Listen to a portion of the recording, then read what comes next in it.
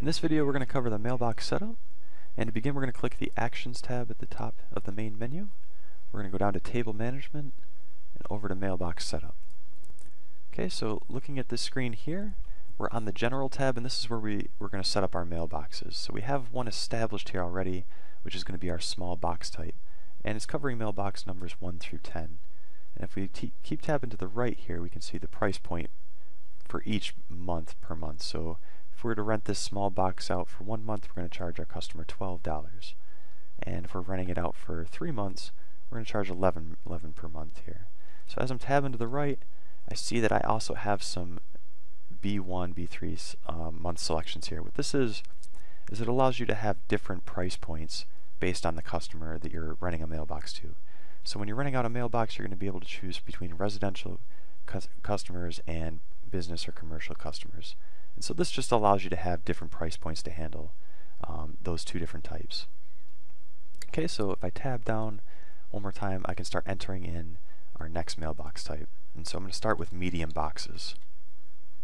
And certainly you can type in any description here that you need that might fit your center location.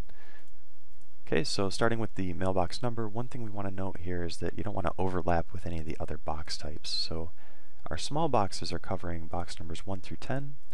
Our medium boxes, we don't want them to fall into that realm there. We don't want them to overlap with the other boxes. So let's start with anything above 10. So 11's fine, or even if we do, box 50, and that covers maybe box 50 to 150. Okay, and we can give that a different price point here, so maybe we charge a little bit more. And again, just tabbing through each field here. And we'll add in one more box type. This time we'll do large boxes. And let's see, maybe they cover box number 200 to 250.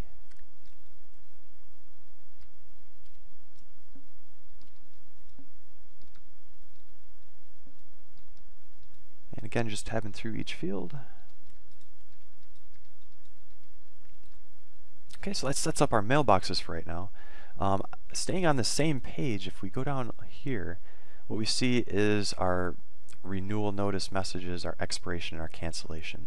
So those messages that print on those renewal forms, or the expiration form or the cancellation form, you can change those right over here to the right if you need.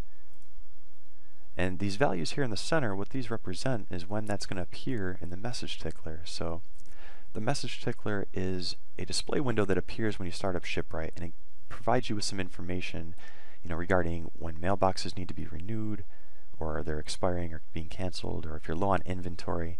And so these values allow us to change when that message tickler is going to display that information. So for our renewal notice messages, those will appear in that message tickler 2 weeks prior to when that individual is going to expire. Okay, so our expiration notice date is going to be at 0. And you can change the cancellation date as well. We just got it set to 25 days out. Okay, so next thing we have is the Agreement tab. So if you need to make changes to the agreement to fit the needs of your center, you can do that right here. And with that done, we're just going to hit the Save button to process these changes.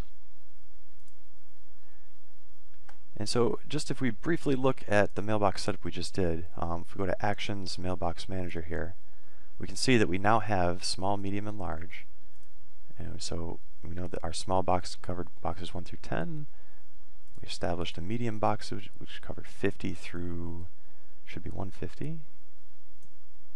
And our large box type, which we set at 200 to 250. So these are all set and ready to be rented out at this point. That concludes this video. Thank you for watching, and we'll see you in the next video.